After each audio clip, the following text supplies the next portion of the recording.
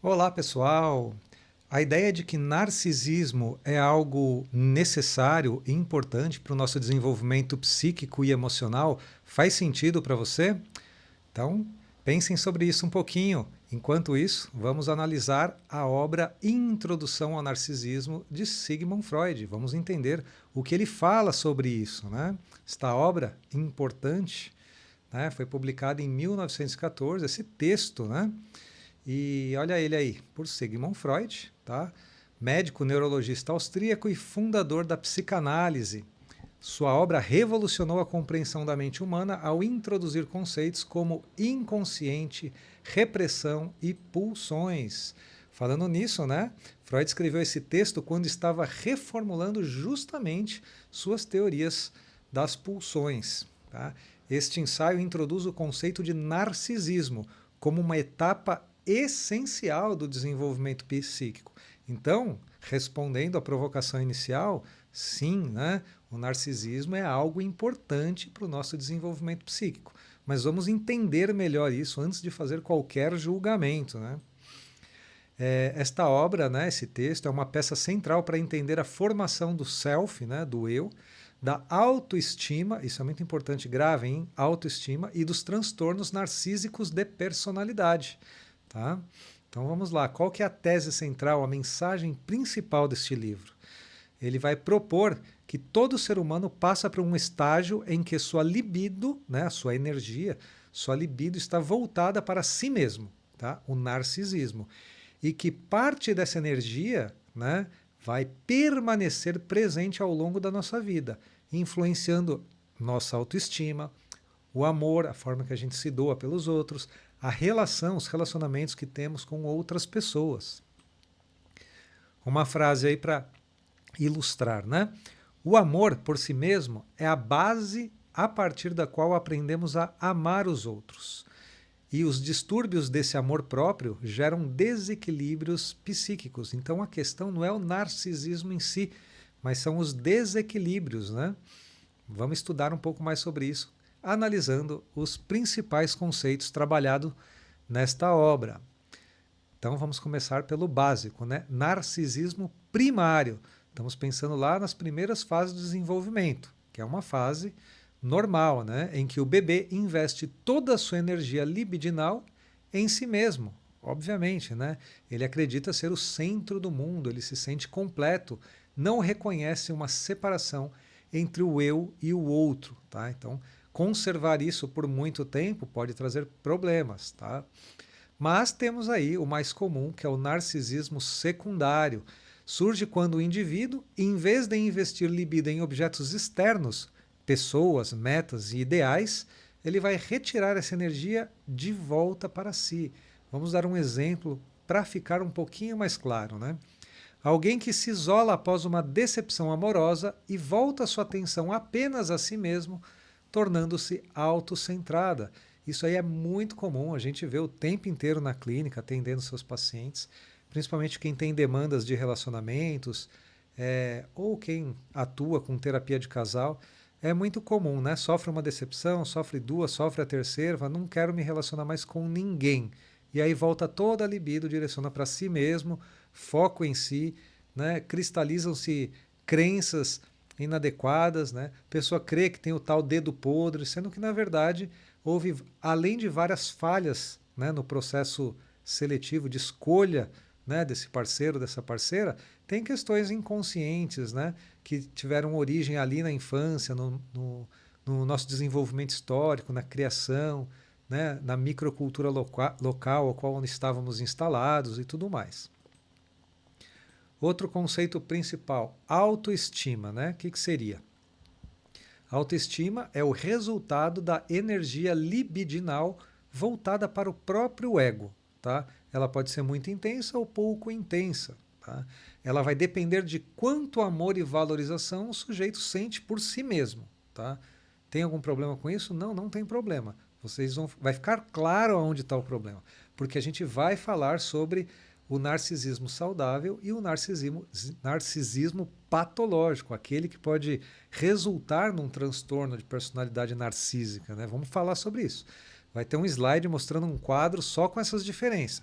Fiquem aqui comigo. Tá? Então, um exemplo aqui para falar de autoestima e valorização do eu. Uma pessoa com autoestima equilibrada consegue investir amor tanto em si quanto nos outros. Já tem em excesso ou em falta dessa energia, né, sofre distorções, ou seja, arrogância ou autodesvalorização. Então, quem tem essa energia libidinal em excesso, tá, ela vai tender a uma postura de arrogância. Quem tem essa energia libidinal em falta, né, pode ter uma autodesvalorização de si. Vamos explicar nas intervenções como a gente fazer para cada um desses casos. Tá? O ideal do eu, a autoimagem, ou o eu ideal, né, é a imagem idealizada que nós temos de nós mesmos, que o sujeito tem de si. Aquilo que gostaríamos de ser, né, ou pensando nos nossos pacientes, aquilo que ele gostaria de ser, né? Surge da internalização de exigências parentais e sociais, a forma como elas foram introjetadas ali na infância, na primeira, segunda infância, na adolescência, tá? Se introjetam, tá? E ficam ali a nível inconsciente, exercendo influências na vida adulta. Exemplo, um estudante que se cobra ser sempre perfeito e bem-sucedido, ele tenta corresponder a esse ideal do eu, tá? O que pode gerar ansiedade ou culpa, devido a essa autoimagem distorcida, né? Vamos lá para a prática clínica. Está gostando desse conteúdo? Então ajude o canal a crescer. Dê um curtir aí, se inscreva no canal, tá? Se fizer sentido, compartilhe com alguém que você ama, deixe um comentário. Bom, vamos lá sem perder tempo. Na prática clínica, a compreensão do narcisismo, como Freud propõe, nos ajuda a distinguir entre autoestima saudável e as distorções do ego, que podem resultar justamente nesse narcisismo patológico, né? Então, entender essa dinâmica permite analisar relações afetivas e transferenciais, entendendo quando o paciente busca amor para compensar feridas narcísicas, né? Já aconteceu comigo algumas vezes, provavelmente você, terapeuta, analista, psicanalista que está me ouvindo, deve ter acontecido com vocês também, né? É muito comum, por exemplo, paciente nutrir alguns sentimentos para com o terapeuta, né? Então, às vezes, por exemplo, um adolescente começa a enxergar o terapeuta como um pai ou como uma mãe, né? Tudo isso acaba acontecendo aí na clínica. E aí a gente tem que não reprimir isso, né? Não punir isso, mas elaborar essa questão junto ao nosso paciente. Mudanças de mentalidades aí propostas, né, por Freud, pensando aí nesse texto, em tudo que ele está ensinando para a gente. Estimular o paciente a desenvolver um amor próprio realista, nem inflado, nem excesso de eu e nem autodepreciativo, né? Depreciativo. Perdão, né? Ou seja, supervalorizando o outro, né? Trabalhar o reconhecimento das limitações e a aceitação da vulnerabilidade como partes legítimas do eu. Vulnerabilidade, né? Isso aí faz parte da estrutura da realidade, precisa aceitar isso, né? Essas limitações. Então vamos lá, o narcisismo saudável e o patológico, a melhor parte aqui do vídeo, né, segundo algumas pessoas que já ouviram. Aspecto, eu vou trazer o aspecto se o narcisismo é saudável, como ocorre, e o narcisismo patológico ou o possível transtorno de personalidade narcísica, né? Freud não fala disso ainda nesta obra, mas é uma análise baseada no que ele traz na obra, tá? Então, o aspecto seria a relação com o outro. No narcisismo saudável, o outro é reconhecido como um sujeito independente. No narcisismo patológico, o outro é visto como uma extensão ou espelho do eu, né? Ele é visto mais como uma finalidade, né, do que como um ser. Tá? A autoestima. No narcisismo saudável, ela é realista e estável, baseada em capacidades reais. No narcisismo patológico, a autoestima é frágil, é dependente da admiração e da validação e da idealização externa, né?